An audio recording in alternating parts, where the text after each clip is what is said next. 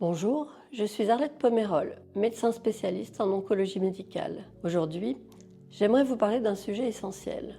Qu'oser dire à son oncologue et pourquoi c'est fondamental. Parce qu'il n'y a pas de sujet interdit ou secondaire quand on est confronté à la maladie. Pourquoi est-ce si important d'oser dire ce que vous ressentez? Beaucoup de patients me parlent de leur bilan, de leur traitement, mais hésitent à dire qu'ils dorment mal, qu'ils n'ont plus de libido, qu'ils se sentent tristes, seuls ou épuisés, ou même inquiets sur leur avenir. Et parfois, vous n'en parlez pas parce que vous pensez que ce n'est pas le bon moment ou que ce n'est pas assez grave.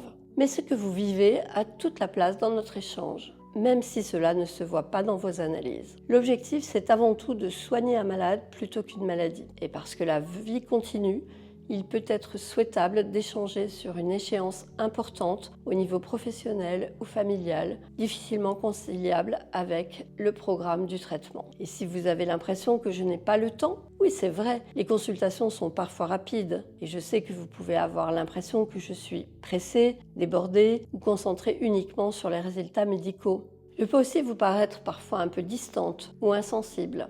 Mais croyez-moi, je comprends. Simplement, je dois aussi soigner avec rigueur. Et cette rigueur demande de la concentration, de la méthode, mais sûrement pas de l'indifférence. Même si je vais vite, je veux savoir ce que vous vivez, parce que c'est en vous entendant que je peux vous aider mieux et aussi vous orienter vers les bons professionnels. Mon rôle ne se limite pas aux médicaments. Et je ne suis pas là seulement pour prescrire une chimiothérapie ou suivre un protocole. Je suis également votre point de repère, votre interlocutrice centrale pour coordonner l'ensemble du parcours. Douleurs musculaires ou fatigue persistante, je peux vous orienter vers un professionnel en activité physique adaptée. Perte d'appétit ou prise de poids, je peux faire appel à une diététicienne. Anxiété, sentiment d'isolement, troubles de la sexualité, un psychologue ou un sexologue peuvent vous aider. Le traitement du cancer fait appel à une équipe pluridisciplinaire qui doit être coordonnée. Et je ne suis pas toute seule, et vous non plus. Chaque mot peut changer votre prise en charge. Un simple « je dors mal » ou « je n'ai plus envie de rien » peut nous permettre de mettre en place un soin de support et donc d'améliorer votre qualité de vie.